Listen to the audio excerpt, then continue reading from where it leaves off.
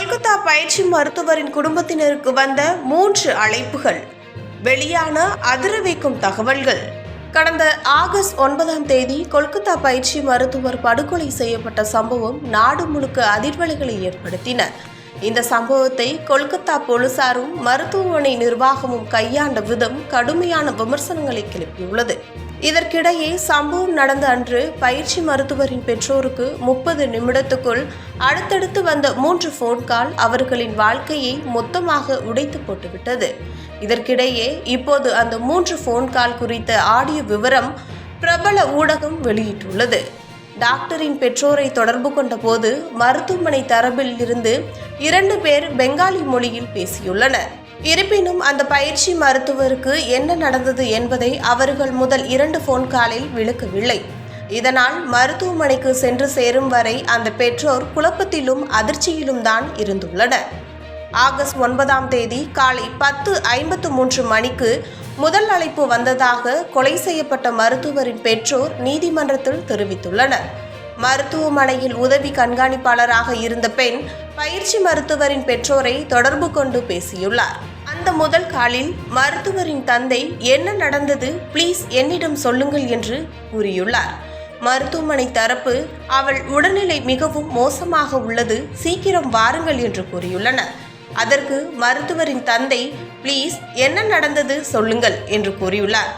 மருத்துவமனை தரப்பு என்ன நடந்தது என்பதை டாக்டர் சொல்லுவார், நீங்கள் சீக்கிரம் வாருங்கள் என்று கூறினார். மருத்துவரின் தந்தை அப்போ நீங்க யாரு என்று கேள்வி எழுப்பியுள்ளார்.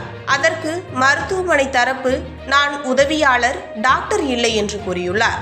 மருத்துவரின் தந்தை அங்கு டாக்டர் யாரும் இல்லையா என்று கேள்வி எழுப்பியுள்ளார். அதற்கு மருத்துவமனை தரப்பு நான் உதவியாளர், உங்கள் மகளை எமர்ஜென்சி வார்டு கொண்டு வந்துள்ளார், நீங்கள் வந்ததும் எனக்கு கால் பண்ணுங்கள் என்று கூறியுள்ளார். அதைத் தொடர்ந்து மருத்துவரின் தாய் அவளுக்கு என்ன ஆனது சொல்லுங்கள் ப்ளீஸ், அவள் டியூட்டியில் தானே இருந்தாள் என்று கூறியுள்ளனர். அதற்கு மருத்துவமனை தரப்பு நீங்கள் சீக்கிரம் வாருங்கள் என்று கூறியுள்ளனர். இதுதான் அவர்களுக்கு இடையே நடந்த முதல் போன் கால். இந்த போன் கால் வந்து கொஞ்ச நேரத்தில் பெற்றோர் மருத்துவமனைக்கு கிளம்பிவிட்டனர். அவர்கள் அங்கே போகும் வழியிலேயே 2வது கால் வந்துள்ளது. அதில் ஆண் ஒருவர் அவர்களிடம் பேசியிருக்கிறார். அதைத் தொடர்ந்து மருத்துவரின் பெற்றோருக்கு வந்த 2வது அழைப்பில் மருத்துவமனை தரப்பு நான் ஆர்ஜிகர் மருத்துவமனையில் இருந்து பேசுகிறேன் என்று கூறியுள்ளனர். மருத்துவரின் தாய் என்னதான் ஆச்சு சொல்லுங்கள் ப்ளீஸ் என்று கூறியுள்ளனர். அதற்கு மருத்துவமனை தரப்பு நீங்க கிளம்பிட்டீங்க தானே என்று கேள்வி எழுப்பியுள்ளனர். மருத்துவரின் தாய் ஆம் நாங்கள் கிளம்பிட்டோம், எனது மகள் இப்போ எப்படி இருக்கிறாள் என்று கேள்வி எழுப்பியுள்ளனர். அதற்கு மருத்துவமனை தரப்பு நீங்க முதல்ல நேரில் வாருங்கள், நாங்கள் சொல்கிறோம், ஆர்ஜிகர் மருத்துவமனையில் செஸ்ட் பிரிவில் HOD ரூமுக்கு வாருங்கள் என்று கூறியுள்ளனர். அதற்கு மருத்துவரின் தாயார் ஓகே நாங்கள் வருகிறோம் என்று கூறியுள்ளனர். இதுதான் இருவருக்கும் இடையே நடந்த 2வது போன் கால். இந்த போன் கால் வந்து கொஞ்ச நேரத்தில் 3வது முறையாக மீண்டும் ஒரு போன் கால் வந்திருக்கிறது. அதில்தான் மருத்துவர் தற்கொலை செய்து கொண்டதாக கூறியுள்ளனர்.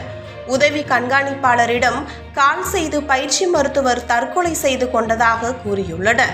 இதுவே இப்போது சர்ச்சையை கிளப்பியுள்ளது. நீதிமன்றம் கூட இது தொடர்பாகவே கேள்வி எழுப்பியுள்ளது. அதைத் தொடர்ந்து மருத்துவரின் பெற்றோருக்கு வந்த 3வது காலில் மருத்துவரின் தந்தை வணக்கம் என்று கூறியுள்ளார். அதற்கு மருத்துவமனை தரப்பு நான் உதவியாளர் பேசுகிறேன் என்று கூறியுள்ளார். அதற்கு மருத்துவரின் தந்தை சொல்லுங்கள் என்று கூறியுள்ளார். மருத்துவமனை தரப்பு உங்கள் மகள் தற்கொலை செய்து கொண்டதாக சந்தேகிக்கிறோம், அவள் உயிரிழந்து விட்டார், போலீசார் இங்கு வந்துள்ளனர், உடனே எவ்வளவு சீக்கிரமா வர முடியுமோ அவ்வளவு சீக்கிரமா வாருங்கள் என்று கூறியுள்ளார். அதற்கு மருத்துவரின் தந்தை நாங்கள் உடனே வாரோம் என்று கூறியுள்ளனர். மருத்துவரின் தாய் பின்னணியில் இருந்து ஐயோ எனது மகள் இப்போ இல்லையா என்று அழுவது கேட்கிறது.